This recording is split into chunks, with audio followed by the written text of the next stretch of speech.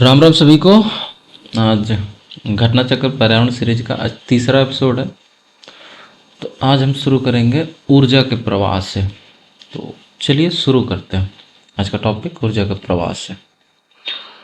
तो ऊर्जा का प्रवाह में सबसे प्रथम हम जानते हैं ऊर्जा का स्रोत क्या है। तो हमारे सर्वप्रथम जो पर्यावरण है, प्रकृति है या पारितंत्र, उसमें ऊर्जा का प्राथमिक स्रोत क्या है?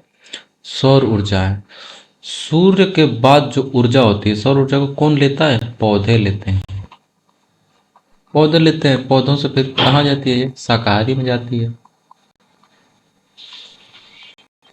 शाकाहारी से फिर मांसाहारी में जाती है। ठीक है। तो ये ऊर्जा का प्रवाह होता है, ऐसे चलता है। तो ऊर्जा का प्रवाह होता है, क्या होता है? एक दिशीय होता है। क्या होता है? एक दिशीय होता है। एक दिशीय कहने का मतलब यह है कि शाकाहारी से पौधे को ऊर्जा नहीं मिलेगी, इसी तरह मांसाहारी से पेड़ को ऊर्जा नहीं मिलेगी। ठीक है। जैवमंडल, जैवमंडल के बारे में हम पढ़ चुके हैं। जैवमंडल कहाँ है? जहाँ पे जीवन पाया जाता है, जहाँ पे जल, थल और स्थल मिलते हैं, वहीं पे जैवमंडल पाया जाता है। ये क्या होता है? सबसे बड़ा पारितंत्र होता है। ठीक। ऊर्जा का प्रवाह जैविक प्रणाली से जैविक प्रणाली की दिशा में होता है। देखिए यहाँ पे पौधे हैं, पौधे को ऊर्जा कहाँ से मिली? सूर्य से मिली। तो सूर्य क्या है? अजैविक है। अब सूर्य से ऊर्जा हमारे पौधों में आई, तो अजैविक से जैविक की तरफ ऊर्जा का स्थानांतरण होता है। इस ऊर्जा के स्थानांतरण में कुछ नियम का भी पालन होता होगा। तो दो नियम का पालन होता है। पहला होता है ऊष्मागति का प्रथम नियम। तो ऊष्मागति का प्रथम नियम क्या बोलता है? बोलता है कि ऊर्जा को तो न तो बनाया जा सकता है और न ही उसे नष्ट किया जा सकता है। और दूसरा नियम कहता है कि जब ऊर्जा एक रूप से दूसरे रूप में परिवर्तित होती है तो उसका कुछ मात्रा ह्रास हो जाता है। तो इसी कारण देखते हैं हम कि उत्पादक से उत्पादक से उपभोक्ता को कम ऊर्जा मिलती है। क्या मिलती है? कम ऊर्जा मिलती है। कम ऊर्जा क्यों मिलती है? कि उसकी कुछ मात्रा ह्रास हो जाती है। और इस ह्रास के नियम को क्या बोलते हैं? लिंडमैन का नियम बोलते हैं। तो लिंडमैन का नियम ये कहता है, जैसे घास हो गई, एक उदाहरण लेते हैं खाद्य श्रृंखला का। घास हो गया, टिड्डा हो गया, मेढक हो गया। इस खाद्य श्रृंखला में हम देखते हैं अगर घास ने सूर्य से 100 जूल की ऊर्जा ली है, ठीक है, तो ऐसा नहीं है कि 100 का पूरा 100 टिड्डा को मिल जाएगा। टिड्डा को कितना मिलेगा? बस 10 मिलेगा। तो बाकी 90% कहाँ गया? बाकी 90% क्या गया? इसने प्रयोग कर लिया। क्या किया? प्रयोग। इसी तरह इसका इसको कितना मिलेगा? इसको केवल 1 मिलेगा। तो बाकी 90% कहाँ गया? इसने क्या किया? 9 जूल इसने प्रयोग कर लिया। तो इस प्रकार हम देखते हैं कि इधर से ऊर्जा का ऐसे कमी आती जाती है। ठीक। तो कह रहा है कि हर पोषण स्तर पर उपलब्ध ऊर्जा की मात्रा घटती जाती है। देख लिए, जैसे इस पोषण स्तर पर कितना है? 100 जूल उपलब्ध है। इस पोषण स्तर पर कितना है? 10 जूल उपलब्ध है। इस तरह से पोषण स्तर पर कितना? 1 जूल उपलब्ध है। घटती जाती है। ठीक है। तो ये ऊर्जा का प्रवाह हो गया। लिंडमैन का नियम हमने बता दिया कि एक पोषण स्तर से दूसरे पोषण स्तर पर जब ऊर्जा जाती है तो केवल कितनी जाती है? केवल उसका 10% ही जाती है। 90% उस जीव द्वारा अपने दैनिक कार्यों को, अपने जीवन को चलाने में प्रयोग कर दी जाती है।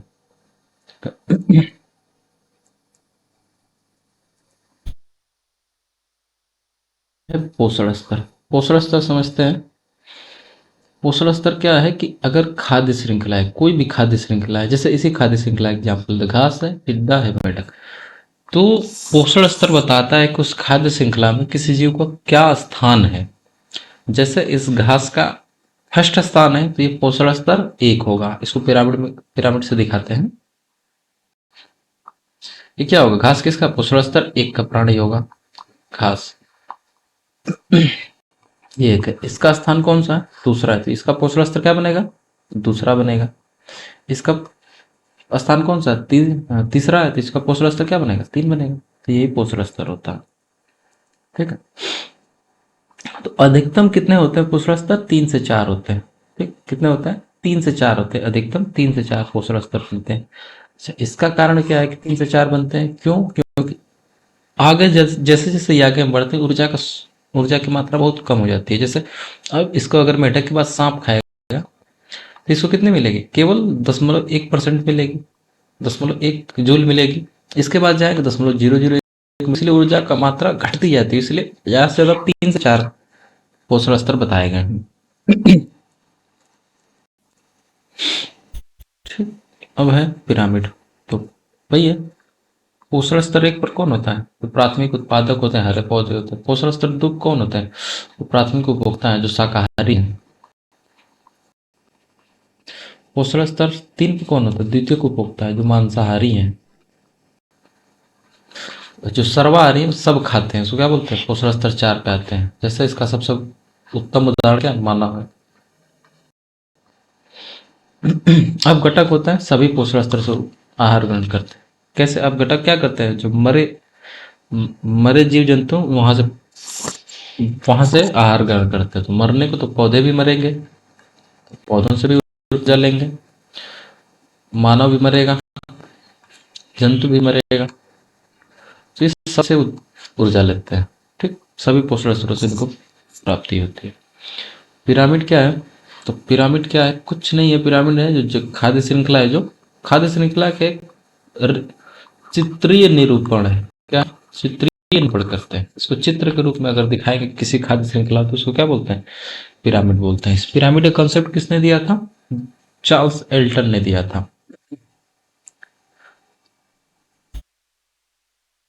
चार्ल्स एल्टन ने दिया था। पिरामिड कॉन्सेप्ट किसने दिया था? एल्टन ने दिया था।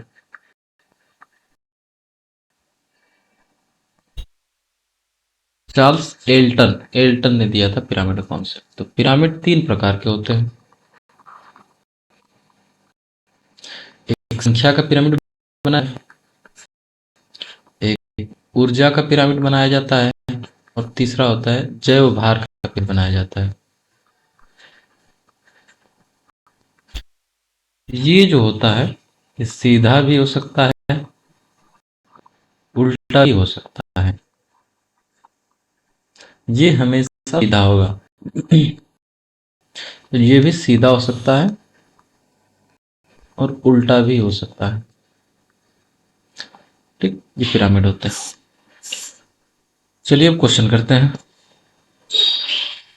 यह तालाब में जैव भार का उल्टा पिरामिड है। तालाब में कैसे बनता है? तो कि जैव भार क्या होता है कि आप वजन समझ लीजिए, किसी भी जीव का वजन कितना है, उसके में कितने द्रव्यमान संचित है, वजन कितना, भार कितना संचित, उसे उसका जैव भार बोलता है। तो अगर तालाब की बात करें, तो जो प्लैंकटन्स होते हैं, वो जो छोटे छोटे काई की तरह तैरते रहते हैं, उस प्लैंकटन्स बोलते हैं। तो प्लैंकटन्स के वजन कम होता है, उसकी अपेक्षा जो क्रस्टेशियन होते हैं, जो प्लैंकटन को खाते हैं, किसको खाते हैं? प्लैंकटन को खाते हैं, उनका वजन ज़्यादा होगा। क्रस्टेशियन कौन खाएगा? छोटी मछलियाँ खाएंगे, उनका वजन इससे ज़्यादा होगा। बड़ी मछलियाँ खाएंगे, ये छोटी मछलियाँ खाएंगे, इनका वजन ज़्यादा होता है। इसमें उत्पादक से उपभोक्ता की तरफ वजन बढ़ता है, इसीलिए इसका जो जैव भार का पिरामिड होता है तालाब पारी तंत्र में, वो उल्टा होता है। चलिए प्रश्न करते हैं। पारिस्थितिकीय निकाय में ऊर्जा का प्राथमिक स्रोत है। तो ऊर्जा का प्राथमिक स्रोत क्या है? सौर ऊर्जा है, जो आंसर हो गया। दूसरा, पारिस्थितिकी तंत्र का प्रेरक बल होता है। प्रेरक बल होता है कि पारिस्थितिकी तंत्र में ऊर्जा कहाँ से आती है, इसके कहने का तात्पर्य ये है। तो कौन होगा उत्तर? सौर ऊर्जा। निम्न में से कौन सा कथन सही है?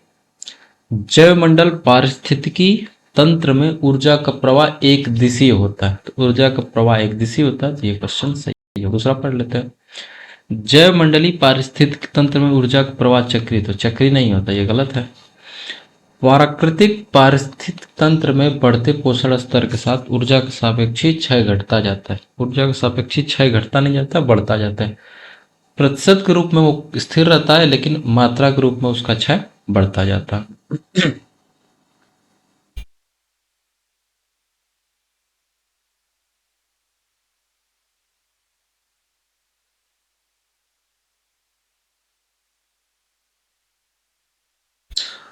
प्रगामी बढ़ते पोषण स्तरों के साथ प्रजातियां सुलभ ऊर्जा का उपयोग करने में दक्ष होती हैं? नहीं। सबसे ज्यादा सुलभ ऊर्जा कौन है? सौर ऊर्जा है। तो सौर ऊर्जा का प्रयोग नीचे की प्रजातियां करते हैं, मतलब उत्पादक करते हैं, इसलिए ये गलत हो गया। चौथा है 10% नियम किससे संबंधित। 10% नियम किससे संबंधित है कि एक पोषण स्तर से दूसरे पोषण स्तर की जब ऊर्जा पहुंचती है तो कैसे पहुंचती है, उससे संबंधित है। किसी भी पारिस्थितिक तंत्र में ऊर्जा का पिरामिड हमेशा ही सीधा होगा। ऊर्जा का पिरामिड हमेशा इसलिए सीधा होगा क्योंकि जैसे जैसे हम ऊपर जाएंगे क्या होगा, ऊर्जा की उपलब्ध मात्रा घटती जाती है, इसीलिए वो हमेशा सीधा होगा। जैसे 100 मिला इसको, 100 से इसको मिलेगा, 10 से इसको 1 मिलेगा, तो हमेशा इसको बनाएंगे तो ऐसे ही पिरामिड बनेगा, इसलिए हमेशा ये सीधा होता है। एक पारिस्थितिकी तंत्र में ऊर्जा की मात्रा एक पोषण से अन्य स्तर में स्थानांतरण के पश्चात क्या करती है, घटती है। जैसे शुरू में इसको 100 जूल मिलेगा, उसको 10 मिलेगा, इसको 1 मिलेगा, उसको 0.1 मिलेगा, क्या क्या जैसे जैसे ऊपर जाते हैं क्या करती है, घटती जाती है।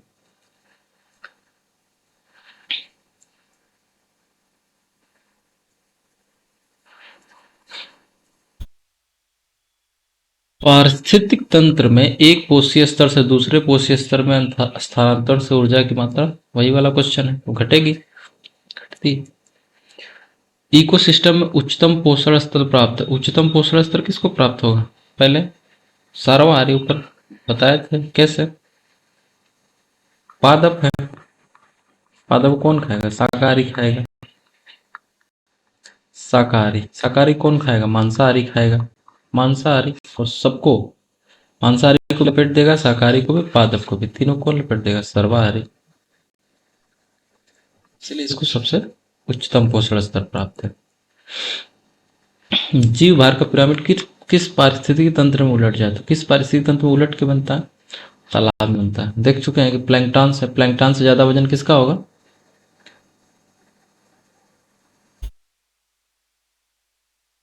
प्लैंकटन से वजन किसका ज्यादा होगा, क्रस्टेशियन का। क्रस्टेशियन ज्यादा किसका वजन होगा, छोटी मछली का होगा। छोटी मछली से ज्यादा किसका वजन होगा, बड़ी मछली का, इसलिए उल्टा बनता है। जैववानिकी एवं जैव आवर्धन। जैववानिकी इंग्लिश में इसको बोलते हैं बायोनॉमिक्स। बायो मतलब जीवन, नॉमिक्स मतलब नियम, तो जीवन के नियम से संबंधित है ये जैववानिकी। इसको पारिस्थितिकी का पर्याय माना जाता है। पारिस्थितिकी का पर्याय है, इसमें इसको किस पे बल दिया जाता है कि प्राकृतिक तंत्र जो है उसका मानव के लिए क्या प्रयोग है, मानव को कैसे प्रभावित करता है, मानव के लिए क्या उसका उपयोग है, इसको वो प्रदर्शित करता है। अब है दूसरा टॉपिक, जैविक आवर्धन। जैविक आवर्धन का मतलब होता है, जैविक का मतलब होता है बायोटिक, ठीक। जैविक आवर्धन, तो जैविक आवर्धन में क्या बोलता है, जैविक का मतलब जीवन से संबंधित है, तो जीवन मतलब जीवों में विषाक्त पदार्थ का उत्तरोत्तर मतलब बढ़ते जाना, उत्तरोत्तर बढ़ोतरी, इसको क्या बोलते हैं, जैविक आवर्धन। कैसे बढ़ता है, जैसे देखिए घास है, टिड्डा है, मेढक है, सांप है।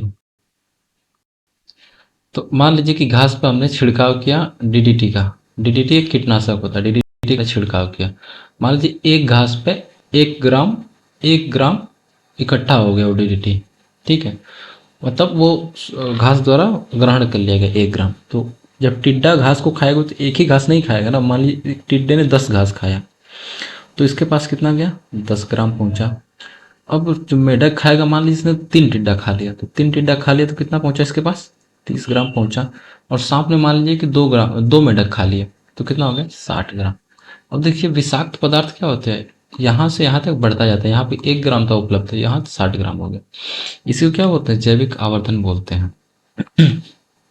तो जैविक आवर्धन के लिए कुछ कंडीशन होनी चाहिए। कैसे कंडीशन हो सकती है कि वो बढ़ता जाए, तो कंडीशन दो, शर्त दो है। अच्छा, जो कीटनाशक उसका क्या होगा, जो जीवन काल होना चाहिए लंबा होना चाहिए। अगर मान लीजिए कि 2 दिन में वो स्वयं नष्ट हो जाता है तो उससे कुछ हानि नहीं होगी। और दूसरा क्या होगा, वसा में घुलनशील होना चाहिए।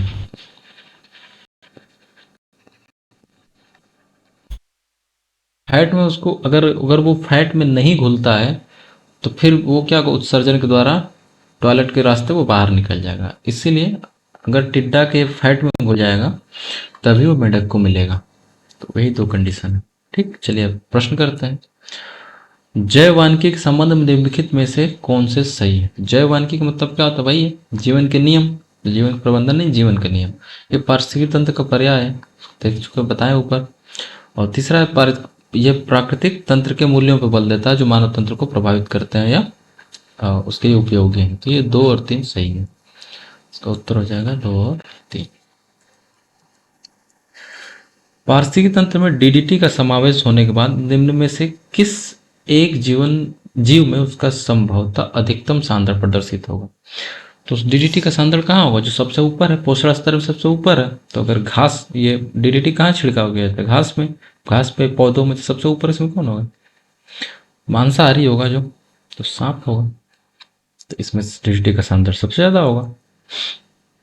जैव भू रासायनिक चक्र एवं जैविक अनुक्रमण। जैव भू रासायनिक चक्र समझते हैं। जैसे मान लीजिए कि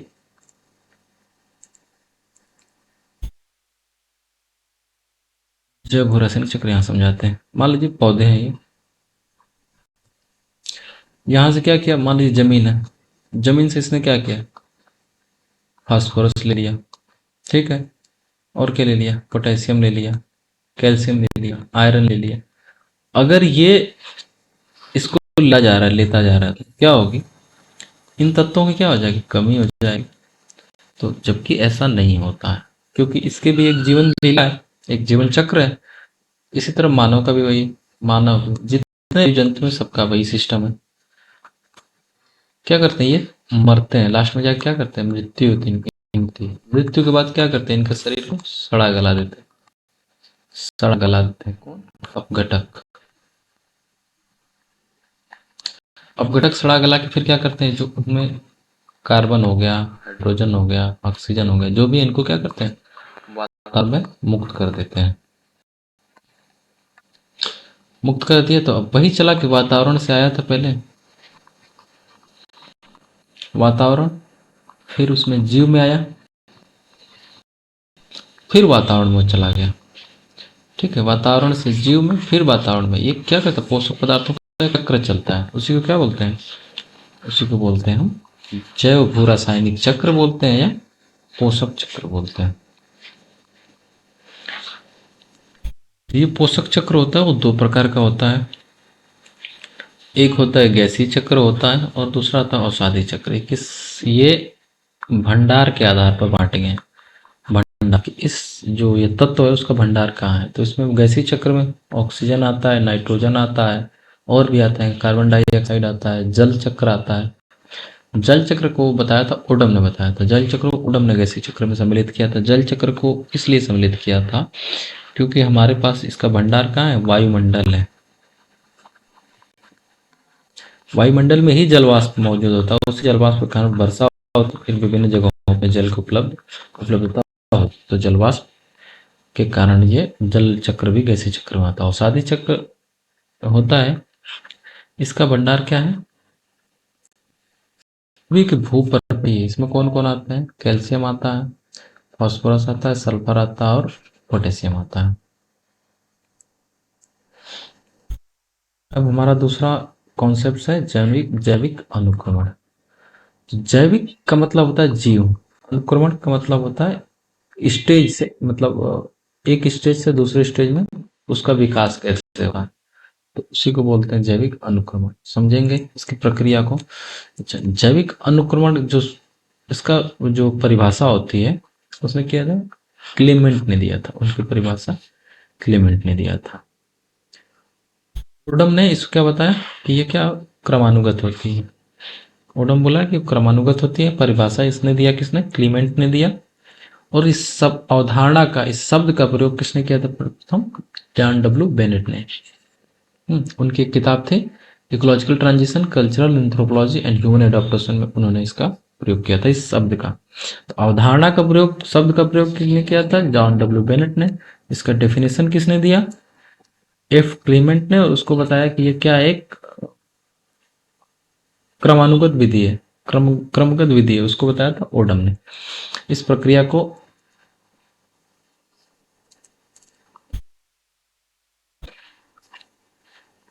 इस प्रक्रिया में ये चरण होते हैं। ये नगनीकरण, नगनीकरण का मतलब होता है कि अनुक्रमण के लिए परिस्थितियों का उत्पन्न होना। ये कैसे हो सकता है? दो तरह से हो सकता है। जैसे कि लावा, लावा निकला ज्वालामुखी से, वहां पे पहले से जीवन मौजूद नहीं है, अब लावा निकला, ठंडा हो गया, वहां पे जीवन के लिए अब वो जगह उपलब्ध है। और दूसरा क्या हो सकता है, मान लीजिए पहले से वनस्पति जहाँ मौजूद है वहां पर आग लग गई, आग लगने के बाद वो जगह क्या हो गई, खाली हो गई, तो वो भी क्या है, जीवन के नए विकास के लिए वो उपलब्ध है। उसी को बोलते हैं नगरीकरण। तो इसमें मैंने दो चीज पहले बताया, पहले आग लगने वाला एक उदाहरण लिया और दूसरा लावा वाला, जहां पहले से जीवन के प्रमाण मौजूद नहीं। तो अगर पहले से जहां जीवन के प्रमाण मौजूद नहीं, वहां पे जीवन का क्रमिक विकास होगा, उसको बोलते हैं प्राथमिक अनुक्रमण। वो हो गया प्राथमिक। और जहां पहले जीवन था लेकिन किसी कारणों से वो नष्ट हो गया, उसको बोलेंगे, जैसे आग लगने वाला, आग की जगह हो गई, बाढ़ की जगह हो गई, वहां पे कौन सा अनुक्रमण होगा, द्वितीय अनुक्रमण होगा। तेज कौन सा होगा, ये तेज होता है। क्यों तेज होता है? क्योंकि यहाँ पे पहले से ही पोषक तत्व तो मौजूद हैं, वो जल गए तो राख में मिल गए ना, वो मिट्टी में उपलब्ध हो गए, तो वो क्या होगा, तेज होगा। ये क्या होगा, धीरे होगा।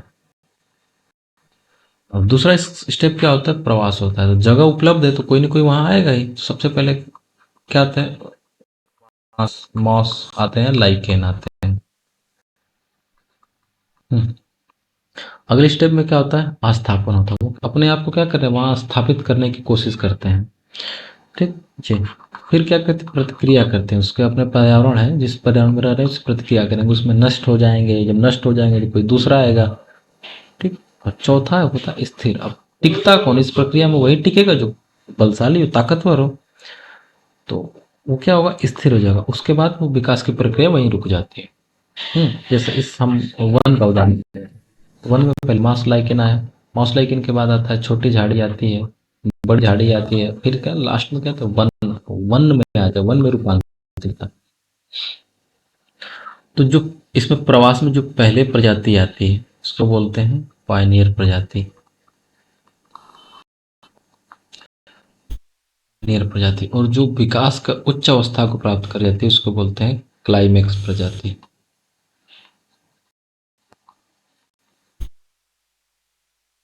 क्लाइमेक्स प्रजाति। और ये जो विकास का संपूर्ण क्रम है, इस क्रम को बोलते हैं सीरी बोलते हैं, सीरे बोलते हैं। तो ये था जैविक अनुक्रमण का कॉन्सेप्ट। अब प्रश्न करते हैं, पारिस्थितिक तंत्र में तत्वों के चक्रण को क्या बोलते हैं? जैव भू रासायनिक चक्र बोलते हैं, पोषण चक्र भी इसको बोलते हैं। निम्न जैव भू रासायनिक चक्रों में से किसमें चट्टानों का पक्षय चक्र में प्रवेश करने वाला पोषक तत्व के निर्मुक्त होने का मुख्य स्रोत है? तो चट्टानों से हमको मिलता है कौन सा, फास्फोरस। जो फास्फोरस है, जो चट्टानें टूटती हैं तो फास्फोरस वहां से निर्मुक्त होता है, वायुमंडल में जाता है, तो उसको फास्फोरस चक्र बोलते हैं।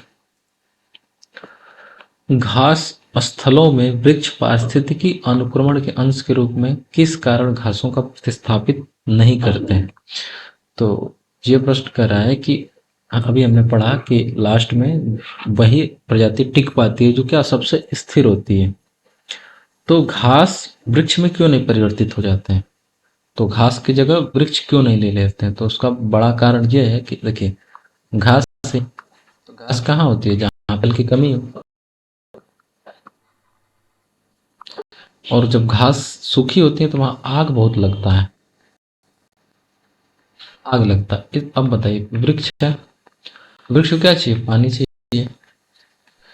और जब आग लग जाएगी तो वृक्ष में कैसे परिवर्तित होंगे, वो तो घास ही नष्ट हो गए, घास नष्ट होंगे फिर घास आएंगी, वृक्ष में परिवर्तित नहीं होगा। इसलिए दो कारणों की वजह से वृक्ष घास को अनुक्रमित नहीं कर पाते। तो ये उत्तर। जैविक अनुक्रमण की प्रावस्थाओं का सही क्रम है, सबसे पहले नगरीकरण होगा। जब नगरीकरण होगा, नगरीकरण के बाद कोई बाहर से जीव आएगा, उसको बोलते हैं प्रवास। प्रवास क्या, फिर उसके बाद वो अपने को स्थापित करने की कोशिश करेगा।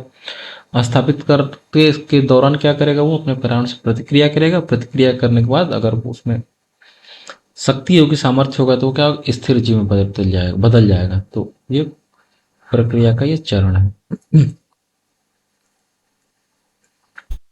ओडम ने इस क्रम को बताया था कि क्रमगत रूप से चलती है। ओडम को बताया था। पारिस्थितिकी संक्रमण अवधारणा का सर्वप्रथम प्रयोग, तो अवधारणा का जब बोलेगा तो बेनेट द्वारा, अगर इसकी डेफिनेशन बोलेगा, परिभाषा बोलेगा, तो क्लीमेंट द्वारा। समुदाय का पूर्ण क्रम जो क्रमशः एक निश्चित स्थान पर बदलता रहता है, तो कह रहा है कि भाई उस प्रक्रिया के संपूर्ण क्रम क्या बोलते हैं? सीयर बोलते हैं। एक पारिस्थितिकी तंत्र के विभिन्न घटकों से होकर पोषक तत्वों का गुजरना चक्रण कहलाता है, चाहे वो रासायनिक चक्रण या पोषण चक्रण कहलाता है। अब प्रश्न है पारिस्थितिकी आंदोलन। तो देखिए, समय समय पर बहुत से लोगों द्वारा, बहुत से सरकारों द्वारा भी जो पर्यावरण संतुलन है उसको जाने अनजाने में किसी तरह हानि पहुंचाने की कोशिश की गई है, तो उसके विरोध में लोगों का आंदोलन भी खड़ा हुआ है। तो उसी आंदोलन को हम पढ़ेंगे। तो इसमें पहला आंदोलन दिया चिपको आंदोलन। चिपको आंदोलन कहाँ हुआ था? ये गोपेश्वर गांव में, उत्तराखंड में। उत्तराखंड का जो गोपेश्वर गांव है, या उसको रैनी गांव में भी बोलते हैं। तो उसमें कौन सा नेतृत्व कौरता कौन थी? गौरा देवी थी, 1974 में था। अब इसके साथ, गौरा देवी के साथ और भी महिलाएं थी, जैसे सुदेशा देवी थी, सुरक्षा देवी थी, सुरक्षा देवी थी, और कुछ पुरुष भी थे जो ज्यादातर क्वेश्चन में पूछे जाते हैं। तो पुरुषों में सबसे महत्वपूर्ण कौन था? एक चंडी प्रसाद भट्ट थे,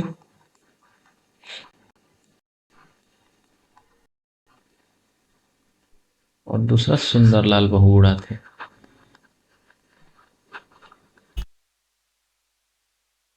चिपको आंदोलन के नेता थे। गौरा देवी हो गया, सुरक्षा देवी हो गया, सुदेशा देवी था, ये थे। और 1974 में उन्होंने आंदोलन शुरू किया था। आंदोलन की विधि क्या थी कि अगर कोई कॉन्ट्रैक्टर काटने जाता था पेड़ को, मजदूर काटने जाते थे पेड़ को, तो पेड़ों से चिपक के खड़ी हो जाती थी महिलाएं। तो इस आंदोलन का एक नारा था, इस आंदोलन में एक नारा दिया गया था कि ecology is the permanent economy. क्या बोला था इन्होंने? एक नारा था इसका, इकोलॉजी इज परमानेंट इकोनॉमी।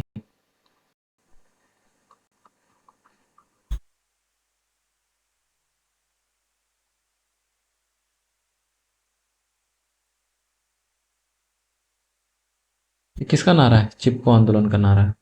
और दूसरा आंदोलन है एक नर्मदा बचाओ आंदोलन। नर्मदा बचाओ आंदोलन के नेता कौन थे? मेधा पाटकर थी।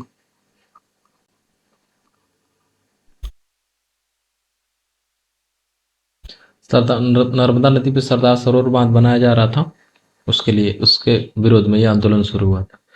एपीको आंदोलन कर्नाटक में शुरू हुआ था। एपीको आंदोलन के नेता कौन थे? पांडुरंग हेगड़े थे।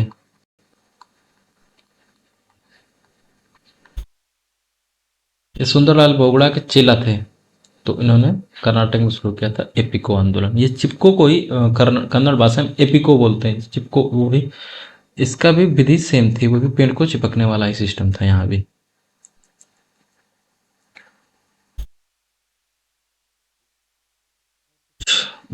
और कुछ आंदोलन हुए थे, जैसे एक होता है खेजड़ी आंदोलन था। ये आंदोलन को बिश्नोई भी बोलते हैं।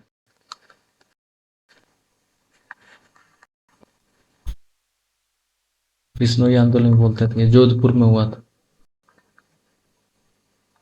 खेजड़ी के वृक्ष, जो वहाँ के राजा थे, स्थानीय राजा, उन्होंने खेजड़ी के वृक्षों को काटने का आदेश दिया था। तो उसके विरोध में वहाँ की जो महिलाएं थी, मुख्यतः अमृता देवी बिश्नोई,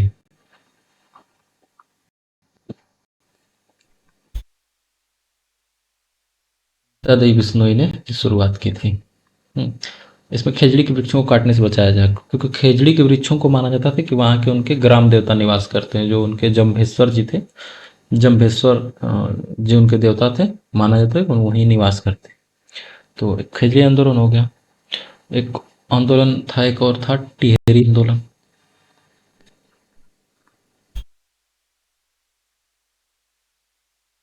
टिहरी आंदोलन में था कि टिहरी बांध जब बना था उसकी ऊंचाई बढ़ाई जा रही थी।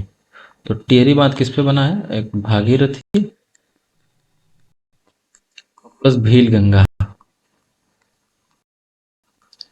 इस बांध की ऊंचाई बढ़ाई जा रही थी, उसके लिए आंदोलन किया था सुंदरलाल बहुगुणा ने।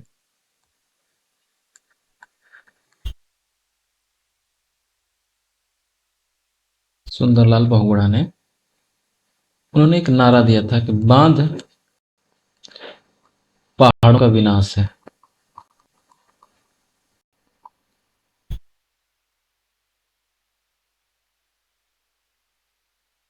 बांध पहाड़ों का विनाश है। एक और आंदोलन था, उसका नाम है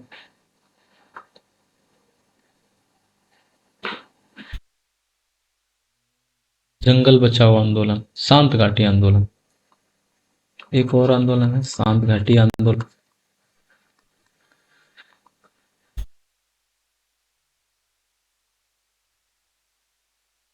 शांत घाटी कहाँ है? केरल में, साइलेंट वैली जिसको बोलते हैं।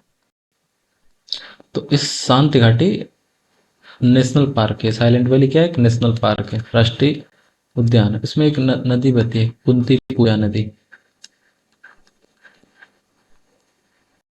कुंती पूजा नदी पे क्या बांध बनाया जा रहा है, इसके विरोध में शुरू हुआ था यह आंदोलन। इसके नेता थे सुगाथा कुमारी। किसने शुरू किया था? सुगाथा कुमारी ने।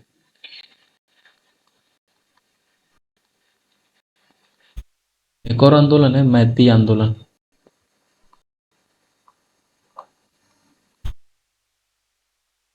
कहाँ? उत्तराखंड में शुरू हुआ।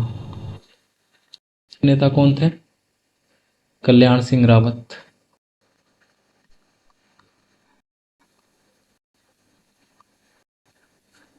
इसमें क्या है कि अगर कोई लड़की की शादी हो जाती है, अगर लड़की की शादी हो जाती है तो क्या करती है कि एक वहां से उसके ससुराल से एक इसके मायके में भेजा जाता है, एक पौधा भेजा जाता है। एक पौधा भेजा जाता है और उसको बोला जाता है कि जैसे मैं थी, जिससे मेरी सेवा की उसी तरह इस पौधे की सेवा आप लोग करें। तो यही मैती आंदोलन।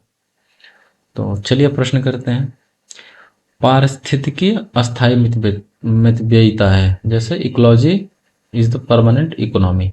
वही वाला जो इंग्लिश में मैंने लिखा है, पारिस्थितिकी अस्थाई मितव्ययिता किसका नारा था? चिपको आंदोलन। चिपको आंदोलन के बारे में पूरा बता ही दिया आपको। चिपको आंदोलन संबंधित है। चिपको आंदोलन किससे संबंधित है? पादप संरक्षण संबंधित है।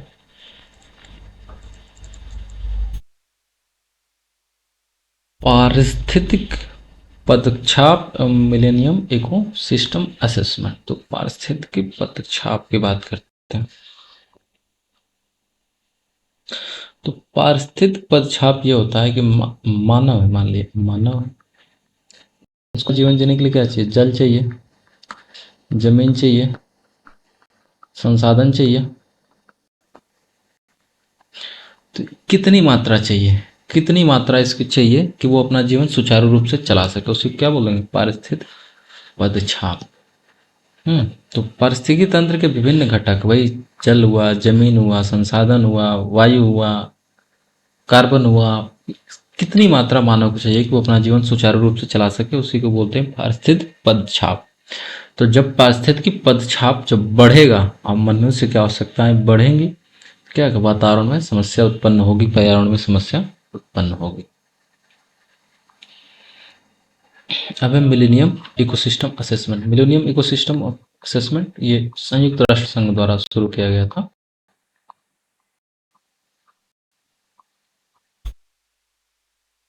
शुरू किया गया था 2001 में। इसका मकसद ये था, उद्देश्य कि जो पारितंत्र है, जो पारिस्थितिकी तंत्र है,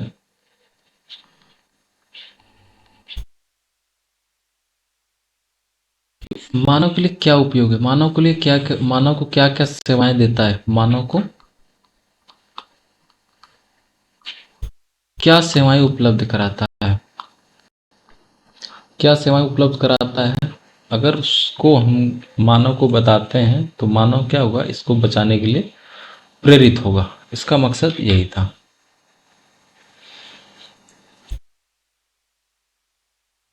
प्रश्न की तरफ बढ़ते हैं। हम्म, अब ये कार्बन का सामाजिक मूल्य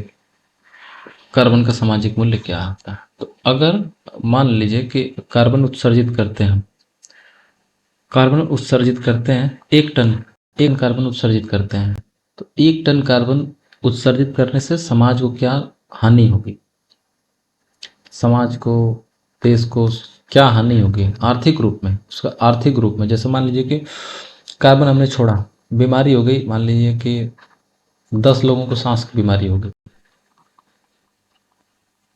सांस की बीमारी हो गई 1 टन कार्बन डाइऑक्साइड छोड़ने पे 10 सांस की बीमारी हो गई। मान लीजिए उनको खर्चा स्वस्थ होने में, एक आदमी को स्वस्थ होने में मान लीजिए 50 रुपया लग गया, 10 लोग हैं तो 500 रुपया।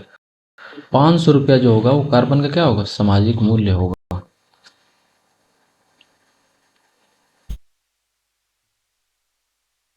पारिस्थितिकी पदछाप है, उसको किस में नापते हैं, भूमंडलीय हेक्टेयर में नापते हैं। अब देखिए मिलेनियम इकोसिस्टम असेसमेंट से जो सेवाएं मिलती हैं मनुष्य को, उसको ये निम्न भागों में बांटा गया है। जैसे प्रोविजनिंग सर्विस, प्रोविजनिंग सर्विस मतलब क्या क्या उस पर से उत्पाद हमको मिलता है। तो खाद्यान्न मिलता है, जल मिलता है। नियंत्रण सेवा होती है कि जो पारितंत्र होता है किन किन चीज़ों का नियंत्रण करता है, तो जलवायु का नियंत्रण करता है, रोग का नियंत्रण करता है, अपवर्तन का नियंत्रण करता है। समर्थन सेवाएं किस किस को, किन किन सेवाओं को चलने के लिए समर्थन देता है, उसमें पोषण चक्र है, फसल परागण है। सांस्कृतिक सेवाएं, जो सांस्कृतिक सेवाएं होती है जो दिखती नहीं है, जिसको हम टच नहीं कर सकते हैं, और जिसमें आध्यात्मिक सेवाएं होंगी, जंगल में जाके ऋषि मुनि तपस्या करते हैं। शैक्षणिक शिक्षा के उद्देश्य के लिए पर्यावरण का प्रयोग करते हैं। मनोरंजन के लिए पार्क बनाए जा रहे हैं, जंगल सफारी हो रही है, ये सब क्या है, सेवाएं। संरक्षण सेवाएं विविधता का संरक्षण करता है, जब जंगल होंगे तभी उसमें जीव जंतु रहेंगे, पशु पक्षी रहेंगे। तो इन सेवाओं को मिलेनियम इकोसिस्टम असेसमेंट जो यूएन द्वारा 2001 में शुरू किया गया था उसके जरिए बताया गया। तो प्रश्न आते हैं, पारिस्थितिक पदछाप की माप की इकाई है, तो भूमंडलीय हेक्टेयर है। एक मनुष्य के जीवन को पूर्ण रूप से धारण करने के लिए आवश्यकता न्यूनतम भूमि क्या बोलते हैं, पारिस्थितिकी पदक्षाप बोलते हैं। पारिस्थितिक पदक्षाप वही होती है कि जो एक मनुष्य उसको सुचारू रूप से अपना जीवन चलाने के लिए क्या क्या पर्यावरण में उपलब्ध है चीजें हैं, उसकी कितनी मात्रा चाहिए, उसी को पारिस्थितिकी पदक्षाप बोलते हैं। कार्बन का सामाजिक मूल्य वही है कि 1 टन कार्बन, सामाजिक मूल्य वो है कि 1 टन जब कार्बन डाइऑक्साइड छोड़ रहे हैं तो उसको समाज को आर्थिक रूप में कितनी हानि हो रही है, उसको बोलते हैं, उसका सामाजिक मूल्य बोलते हैं। ये वाला सही है। मिलेनियम इकोसिस्टम असेसमेंट पारिस्थितिक तंत्र की सेवाओं के नियंत्रण, पारिस्थितिक तंत्र की सेवाओं के निम्नलिखित प्रमुख वर्गों का वर्णन करता है। व्यवस्था, समर्थन, नियंत्रण, संरक्षण और सांस्कृतिक। निम्नलिखित में कौन सी समर्थन सेवा, तो समर्थन सेवा कौन किस किस चीज़ों को समर्थन करता है। ये तो संरक्षण सेवा हो गई, ये हो गया प्रावधानिक सेवा हो गया, व्यवस्था सेवा हो गया, जलवायु और नियंत्रण, रोग का नियंत्रण, ये नियंत्रण सेवा हो गया। तो बचा कौन सा, समर्थन सेवा हो गया, पोषण चक्र, फसल परागण।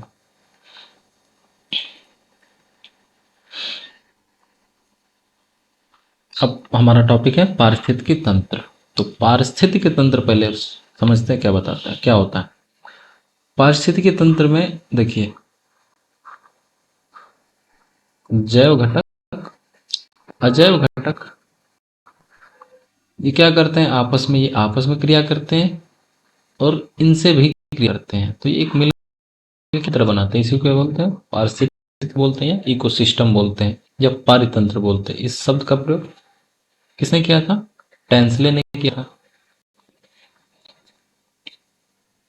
अब पारितंत्र के प्रकार देखते हैं, तो कुछ स्थलीय पारितंत्र होते हैं और जलीय पारितंत्र होते हैं। पारितंत्र दो प्रकार के होते हैं, स्थलीय भी होते हैं, जलीय भी होते हैं। तो जलीय में भी दो प्रकार के होते हैं, स्थिर होता है एक बहता हुआ होता है। तो स्थिर को बोलते हैं लैंटिक बोलते हैं, लैंटिक। और जो बह रहा है उसको बोलते हैं लोटिक। जैसे ये नदी, झरना आ गया, बहता हुआ है ना ये। लैटिन को कौन है, झील आ गया, तालाब आ गया। हाँ, यूकलिप्टस, यूकलिप्टस को बोलते हैं पारिस्थितिक आतंकवादी, बोलते हैं इकोलॉजिकल टेररिस्ट, बोलते हैं पारिस्थितिकी आतंकवादी का संज्ञा इसको दिया गया है। क्यों? क्योंकि इसकी जड़ें बहुत गहरी होती हैं, तो क्या करता है, बहुत गहराई से पानी खींच लेता है, तो मिट्टी का जल स्तर काफी नीचे चला जाता है। फिर सबसे ज्यादा पौधा कहाँ पाया जाता है, ऑस्ट्रेलिया महाद्वीप में पाया जाता है। यह हो गया कि लैंटिक और लोटिक। दो, अब इकोटोन, इकोटोन समझाते हैं कि मान लीजिए ये इकोसिस्टम एक है, पारितंत्र एक है, पारितंत्र दो है। तो इसका कुछ क्षेत्र होगा जो दोनों में कॉमन होगा, इसी क्या बोलते हैं, इकोटोन बोलते हैं। इकोटोन में देखिए, इकोटोन में क्या होगा, जैव विविधता ज्यादा पाई जाती है, क्योंकि इसके भी प्रजाति इसमें शामिल है और इसके भी प्रजाति इसमें शामिल है, इसलिए यहाँ पे जैव विविधता ज्यादा होती है। इसको बोलते हैं इकोटोन बोलते हैं। ये दो पारितंत्रों के बीच का ये संक्रमण क्षेत्र होता है जिसमें जैव विविधता ज्यादा पाई जाती है।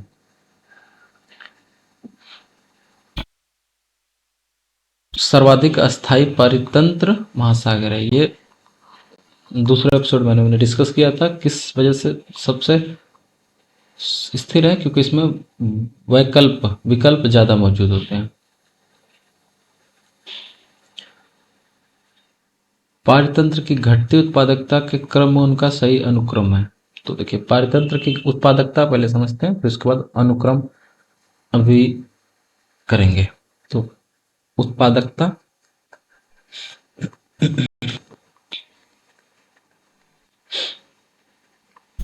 सूर्य पौधा है, इस एनर्जी ले रहा है, ये एनर्जी ले रहा है। तो जितनी एनर्जी ये लेता है और अपने में संचित करता है, मान लीजिए यहाँ से 1000 जूल निकली, लेकिन उस पौधा ने 100 जूल ही स्थिर कर पाया, वो पौधा 100 जूल ही स्थिर कर पाता, तो उसकी उत्पादकता कितनी हो गई, 100 जूल की उसकी उत्पादकता हो गई। तो जब हरे पौधे ऊर्जा को संचित करते हैं, इसको बोलते हैं प्राथमिक उत्पादकता।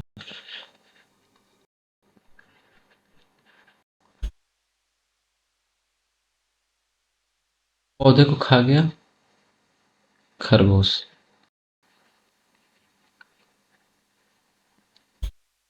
खरगोश ने खाया, 100 जूल उसके पास उपलब्ध है, तो 100 जूल का 100 जूल इसको मिलेगा नहीं, तो खाएगा तो इसको 10 जूल ही मिलेगा।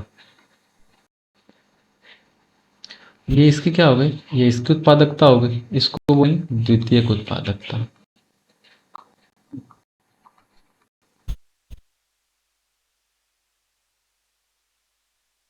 सबसे ज्यादा उत्पादकता होती है, अगर साधारण भाषा में बात करें, तो सबसे पहले होती है वन की, फिर घास की, फिर मरुस्थल की।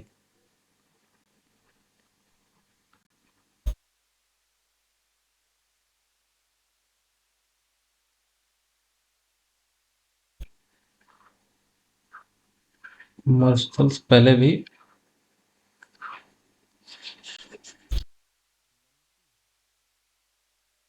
की, खुले समुद्र की,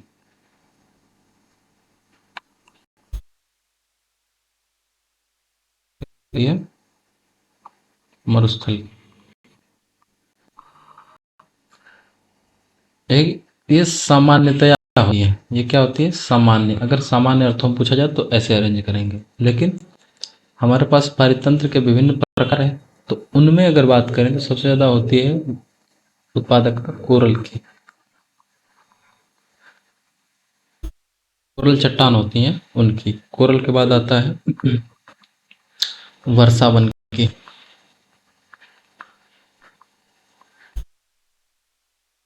वर्षावन के बाद आता है दलदल आते हैं, मैंग्रोव बाद आते हैं एस्चुरी की, एस्चुरी,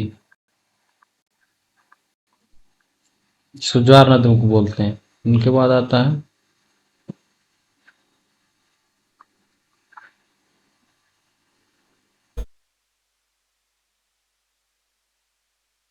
शीतोष्ण वन आता है, टेम्परेट फॉरेस्ट आता है, टेम्परेट फॉरेस्ट। उसके बाद आते हैं टैगा, उसके बाद आते हैं सवाना घास,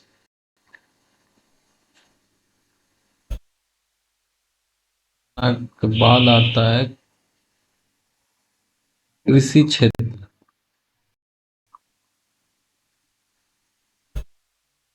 आते हैं।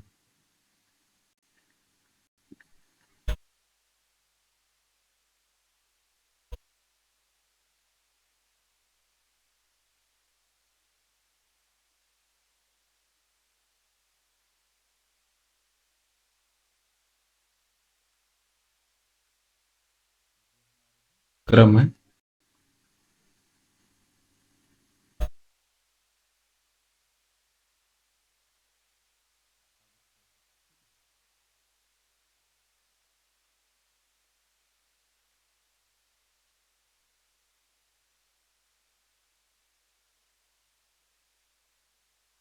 पिनोक्लाइन किसी जल निकाय में घनत्व प्रवणता को दर्शाता है। हेलोक्लाइन क्या बोलता है, लवण प्रवणता को दिखाता है। प्रवणता का मतलब ये होता है कि मान लीजिए कि घनत्व यहाँ पे इतना है और यहाँ पे कम है, तो ये क्या है, ढाल का बनता है, ढाल का निर्माण होता है, घनत्व ढाल इसको बोलते हैं। इसको किससे दर्शाते हैं, पिनोक्लाइन से। इसी तरह अगर लवणता प्रदर्शित करते हैं, मान लीजिए कि यहाँ की लवणता इतनी है, उसके बाद यहाँ की लवणता इतनी है, इस लवणता को जो ढाल प्रदर्शित करेगा उसको बोलेंगे हेलोक्लाइन बोलते हैं। थर्मोक्लाइन है तो गहराई के साथ तापमान परिवर्तन को दर्शाता है, थर्मोक्लाइन गहराई के साथ तापमान परिवर्तन को दर्शाता है, उसको थर्मोक्लाइन बोलते हैं। अर्नीजनेस ने गहन पारिस्थितिकी शब्द का प्रयोग किया था, अर्नीजनेस ने किया था। निस को सबसे प्रथम किसने प्रयोग किया था, ग्रीनेल ने प्रयोग किया था। इसको माइक्रो हैबिटेट बोलते हैं या सूक्ष्म आवास बोलते हैं। अब मैं समझाता हूँ आपको निस क्या होता है, निकेत क्या होता है।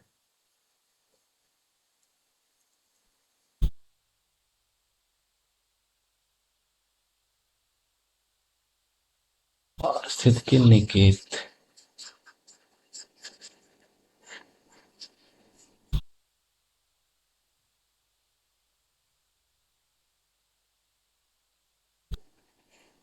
एक एग्जाम्पल लेते हैं। अच्छा, एक यहाँ पे चिड़िया रहती है, एक यहाँ पे सांप रहता है, इसके कोटर में एक सांप रहता है। देखिए तो इसका सूक्ष्म आवास अलग है, इसका क्या है, आवास अलग है तो इनका एक ही आवास, लेकिन इसमें भी सूक्ष्म आवास इनका अलग है। ये कहाँ रहती है, ये शाखाओं पर रहती है, ये क्या रहता है, कोटर में रहता है। इसका खाद्यान्न भी अलग है, खाद्य भी अलग है। इसका क्या अलग है, सूक्ष्म आवास भी अलग है।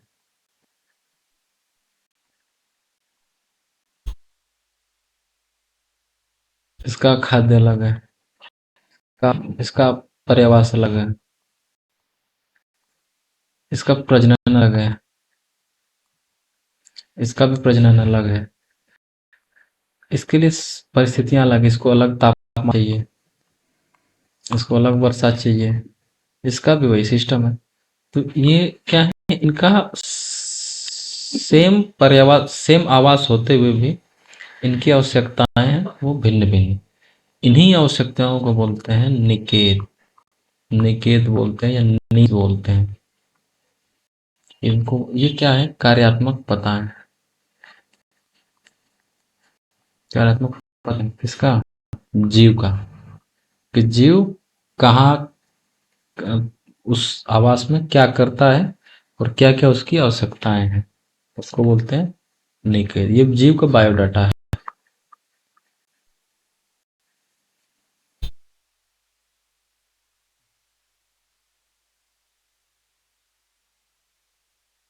वन्य जीव संरक्षण अधिनियम 1972 में पारित किया गया था।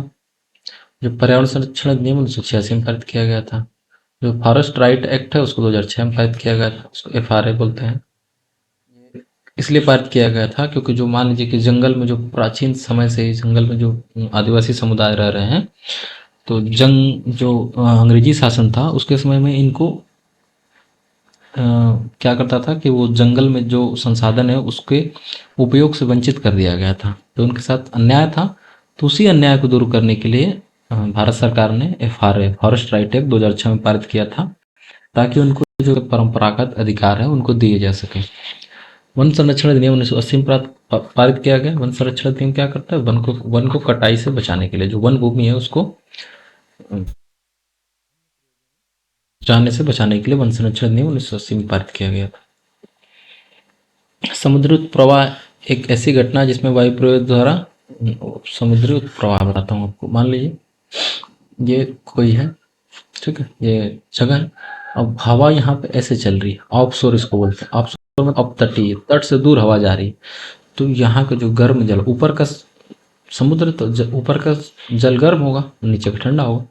तो इस गर्म जल को ये दूर ले जाती है, यहाँ से दूर जाती है। तो जब यहाँ से दूर ले जाती है तो यहाँ पे जल की कमी हो जाती है। तो इस जल की कमी को दूर करने के लिए नीचे से ठंडा जल ऊपर आता है, इसी को बोलते हैं समुद्री उत्प्रवाह। तो इस ठंडे जल में खूब पोषक तत्व, बहुत ही पोषक तत्व पाए जाते हैं। तो पोषक तत्व पाए जाते हैं तो वो क्या करती है, मछलियों के लिए फायदेमंद होते हैं। तो इसलिए ऐसे तटों पर मछलियाँ ज़्यादा पाई जाती हैं। अब है eco sensitive zone. Eco sensitive zone को पर्यावरण संरक्षण अधिनियम 1986 के तहत घोषित किया गया। इको सेंसिटिव जोन ये होता है कि मान लीजिए कि कोई बताता हूँ मैं,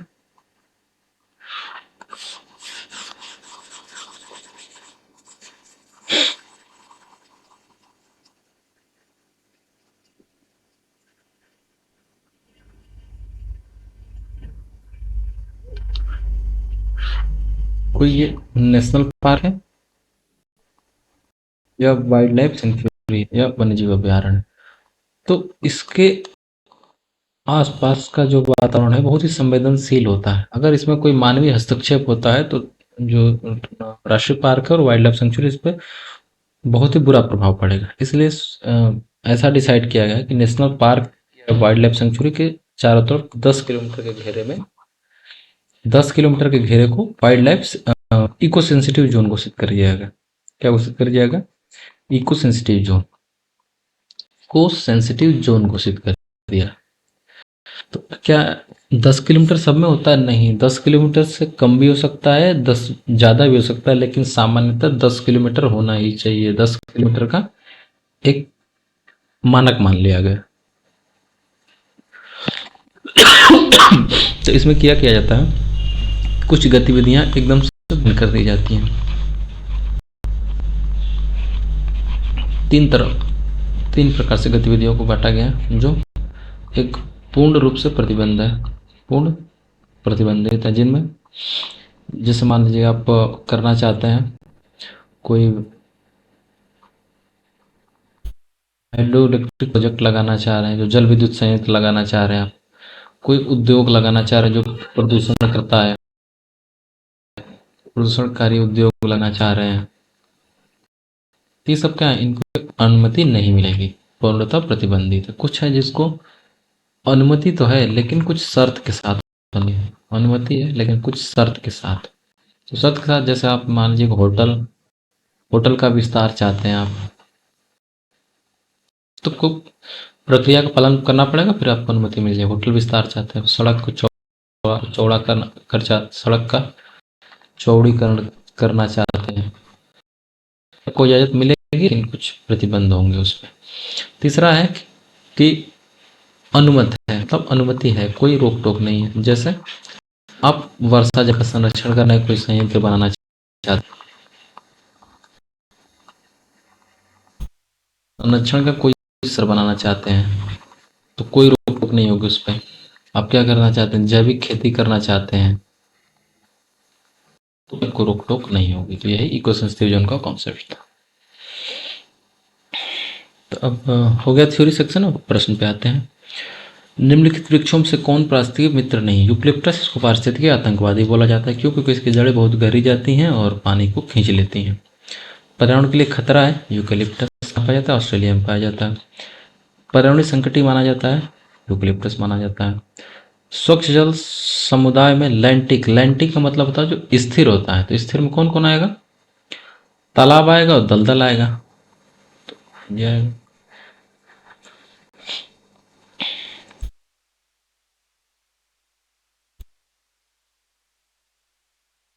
विभिन्न समुदायों के बीच का संक्रमण क्षेत्र, संक्रमण क्षेत्र को बोलते हैं इकोटोन बोलते हैं।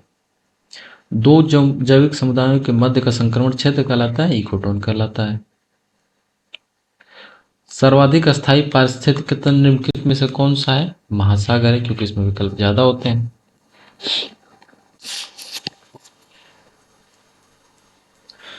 सबसे अस्थायी पारिस्थितिक तंत्र है महासागर है। पारतंत्र की घटती उत्पादकता क्रम में निम्नलिखित में से कौन सा अनुक्रम सही है? तो सबसे ज्यादा उत्पादक कौन होगा इनमें से? मैंग्रोव होगा, मैंग्रोव होगा। मैंग्रोव के बाद क्या आएगा?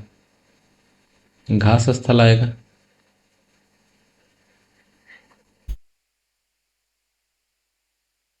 इसके बाद आएगा झील,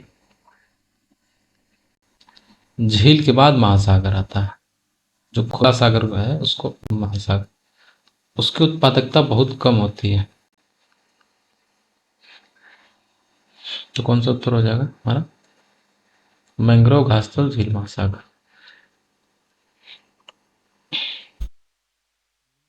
किसने सर्वप्रथम गहन पारिस्थितिकी शब्द का प्रयोग किया था? गहन पारिस्थितिकी शब्द का प्रयोग किया था अर्नीस्ट नेस ने प्रयोग किया था। मोनोक्लाइमेस सिद्धांत का प्रतिपादन किसने किया था? ये क्लीमेंट्स ने। इसको जो सिद्धांत है, जो जैविक अनुक्रमण का सिद्धांत है, उसको मोनोक्लाइमिक सिद्धांत भी बोलते हैं। पारिस्थितिकी नीस आला की संकल्पना को प्रवर्तित किया था ग्रिनेल ने।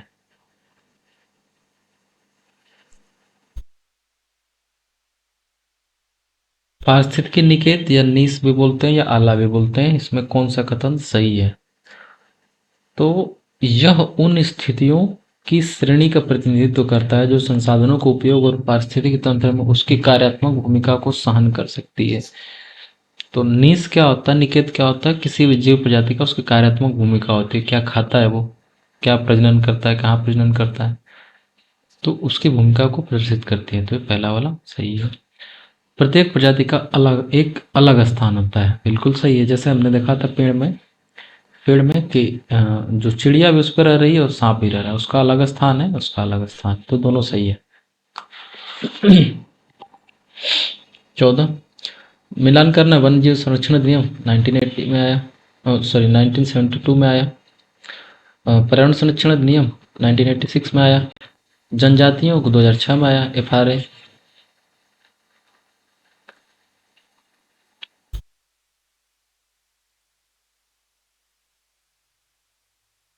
ऑप्शन शायद गलत है, आपको याद होना चाहिए, सन याद होना चाहिए। जल निकाय में घनत्व, घनत्व प्रवणता को दिखाएगा पिकोक्लाइन। अगर लवण प्रवणता होगी तो हेलोक्लाइन, अगर ताप प्रवणता होगी तो थर्मोक्लाइन। पारितंत्र उत्पादकता के समुद्री प्रवाह क्षेत्र इसलिए महत्वपूर्ण है क्योंकि निम्नलिखित माध्यमों से समुद्री उत्पादकता को बढ़ाते हैं। कैसे? समुद्री प्रवाह कहाँ होता है? जहाँ पे गर्म जल की जगह पे ठंडा जल नीचे से आता है। तो कैसे बढ़ाता है ये? तो पोषक तत्वों को सतह पे लाके।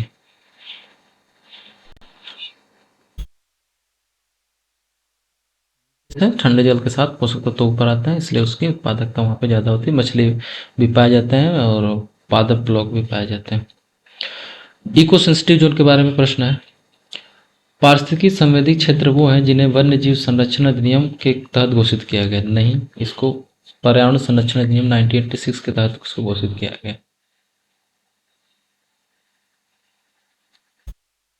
पारिस्थितिक संवेदी क्षेत्र को घोषित करने का प्रयोजन उन क्षेत्रों में केवल कृषि को छोड़कर सभी मानव क्रियाओं पर प्रतिबंध लगाना। ये भी गलत है, क्योंकि मैंने आपको लिस्ट बताया था कि कुछ प्रक्रियाएं पूर्ण रूप से प्रतिबंधित हैं। कुछ को शर्त के साथ चालू किया गया है और कुछ को अनुमति है पूरी तरह से, तो ये दोनों गलत है।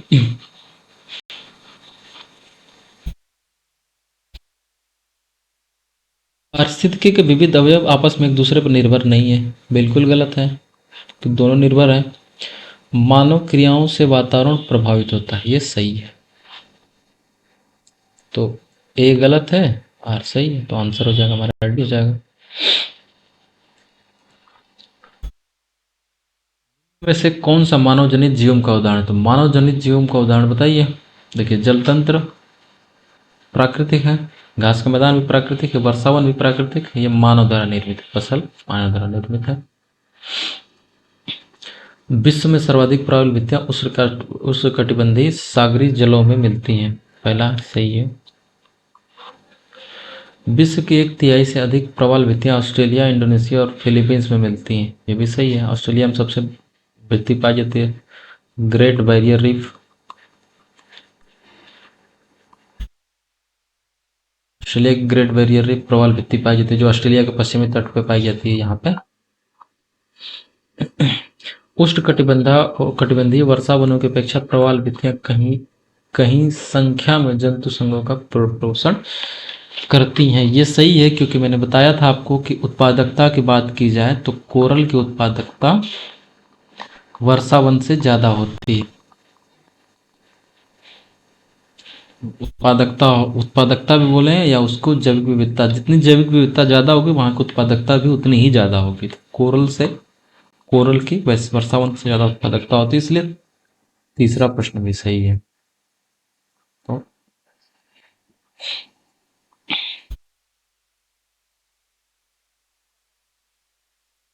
तो कोरल के बारे में थोड़ा देख लेते हैं।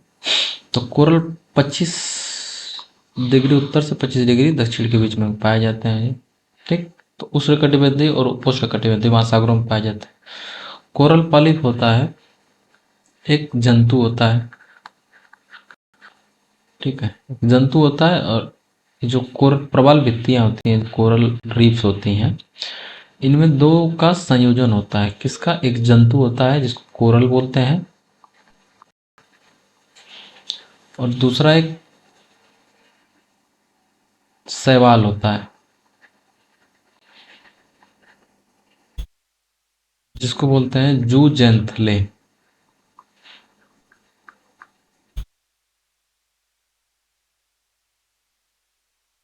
जूजेंथले होता है।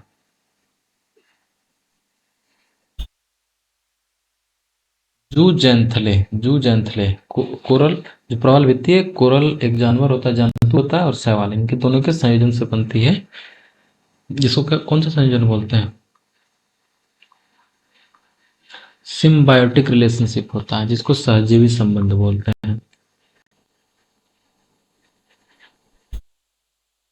सहजीवी संबंध बनाते हैं कौन कौन? एक कोरल और एक शैवाल, जो जूजेंथले होता है, उनसे प्रवाल भित्ति का निर्माण होता है। सबसे ज्यादा प्रवाल भित्ति वही पाई जाती है कहाँ पे? ऑस्ट्रेलिया में, उसके बाद है इंडोनेशिया में।